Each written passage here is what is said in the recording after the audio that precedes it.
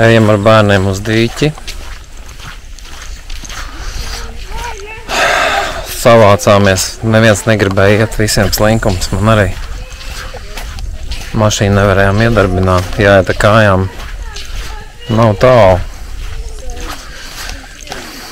Kilometrs varbūt 2. Nē, 2 nebūs. Ko es sapratu? Es sapratu, ka tās ķīmiskās vielas, ko mums kaista uz galvas, tām ļotenītēm,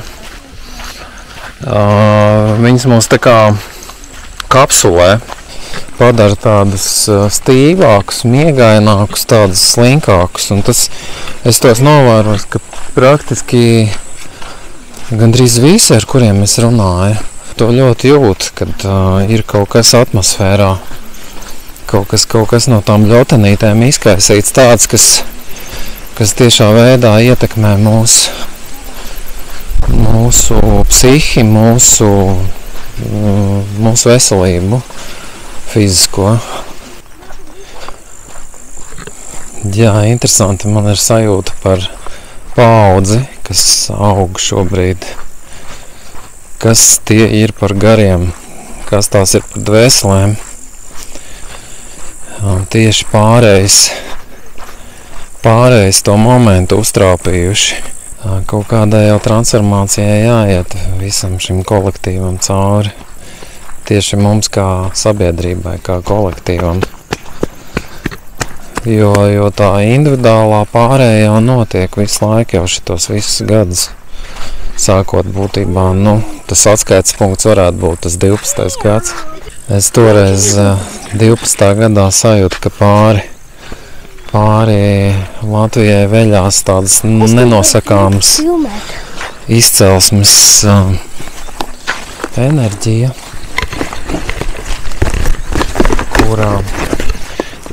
kura man nelikās draudzīga, bet viņa tā kā nebija draudzīga, bet nebija arī priekš manis draudīga tā enerģija. Katrā ziņā tas, ko es redzēju, ko es sajūtu, man īsti nepatika. Katrā ziņā, jebkurā gadījumā tā enerģija, kas nāca pāri, tāda vēlās tā kā milzu tāds negaiss mākonis, var teikt, jā.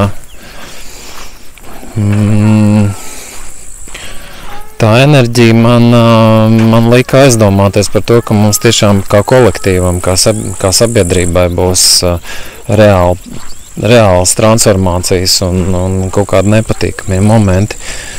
Un pirmais tāds jau arī bija 19. gadā, un tagad visi saspringuši gaida, kas būs tālāk, un saka, ka jūlijas, augusts, septembris, šos 3 mēnešus blogerīši Kašmārī saka, ka kur katru brīdi to teju, jā, būs, tur sāksies kaut kāds trešais kariņš. Un iespējams, ka daba līdz tādai pakāpei transformēs visas zemes. Ka tev apkārt kritīs bluķi visādi no klintīm un vērsies zemi vaļā un okeāns ies pāri, tad reāli tikai vispār cilvēki aizdomāsies par to, kur mēs atrodamies. Un būs tā pārbijušies, ja, kad par karu vispār vairs nedomās. Domās, kā izglābt vienam otru, lai būtu ko parunāties. Pēc pāris gadiem, kad šeit būs palikuši tikai daži cilvēki uz šīs planētas. Tāpēc visa tā vīrusu programma ar to karu propagandu no visām pusēm, ja, viņi ir tā kā tukša. Viņai nav enerģijas, ja, un cilvēki, kas uz to vēl pavelkās, tad tie jau tiešām laikam ir paredzēti kaut kādai utilizācijai, es tā domāju. Visticamākais, jā. Kā kurš, jo cilvēki, kur iziet kaut kādu karu, viņi, viena daļa no viņiem ļoti kļūst viedi cilvēki savā būtībā. Viņi ir redzējuši visas tās šausmas, kā viņi biedrs sarauga gabalos un Un viņi vairs to negrib. Un neviens cilvēks vispār patiesībā pēc savas būtības negrib karot. Tas viss ir mākslīgi uzpumpēts naids un tā agresija, viss, kas rodas no tās dzīvnieciskās dzīves. Jo, ja cilvēki būtu nodarbojušies, kaut ko darījuši savā dzīvē, praktizējuši, tad viņiem vispār prātā nenāk tā doma, ka iet un bračkas vienkārši sist nost kaimiņu novadā. Un tur jābūt ir, es nezinu, kādai propagandai un cik daudzus gadus skalot smadzenes, lai tu noticētu, jā, ka tavu kaimiņi ir kaut kāda dēmona un tu vienīgais esi cilvēks. Un tad, nu, tur jābūt ir arī slimam, jā, es domāju, smadzenēs tur tiešām nav viss kārtībā. Lai tāda domāšana dzīvot, ka, piemēram, to vai to tautu jāiznīcina, un tad pasaulē miers iestāsies, sūdu nekāds miers neiestāsies. Jo iznīcinot vienam otru, nekāds miers nevar būt. Labi, tagad iesim atvēsināties.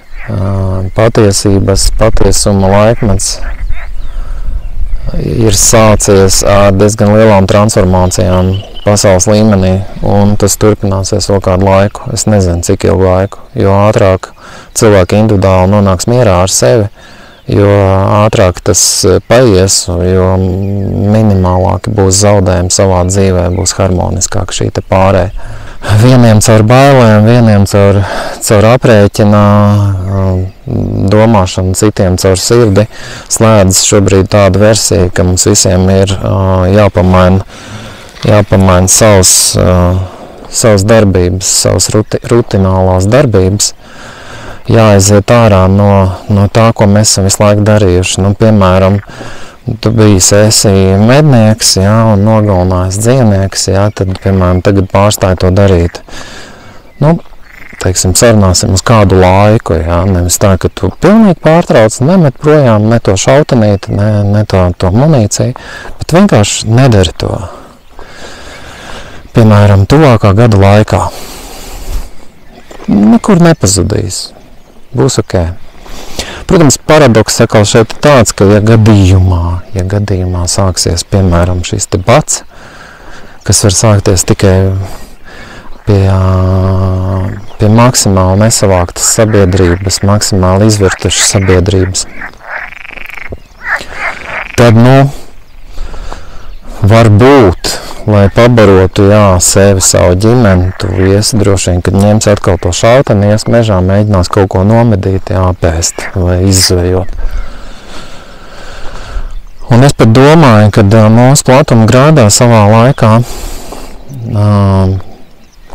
bija kaut kāds, nezinu, kāda līmeņa atomkarš galaktiskais, starpplanetārais vai šīs planētas atomkarš, kur rezultātā ļoti daudz pazuda.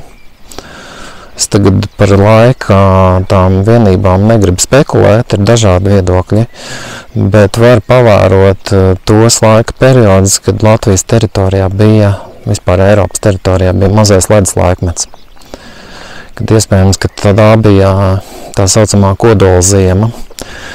Pirms tam cilvēki bija veģetārieši, bija maksimāli harmoniski, sakārtoti,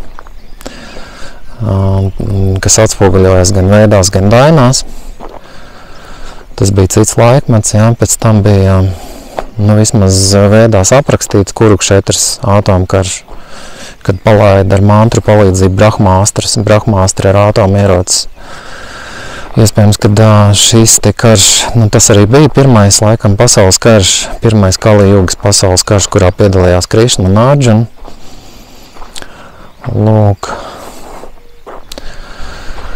Lūk, un tagad notiek jau kurais 1., 2., 3., 4. pasaules karš. Viņš notiek dažādi pēc cilvēku teritoriālās enerģētikas, pēc cilvēku mentalitātes viņš notiek. Ja Ukrainā ir viens scenārijs, Krievijā cits. Ja viņš vēl nav sācies, tad viņš jau ir sācies, visur tas ir tieši tā.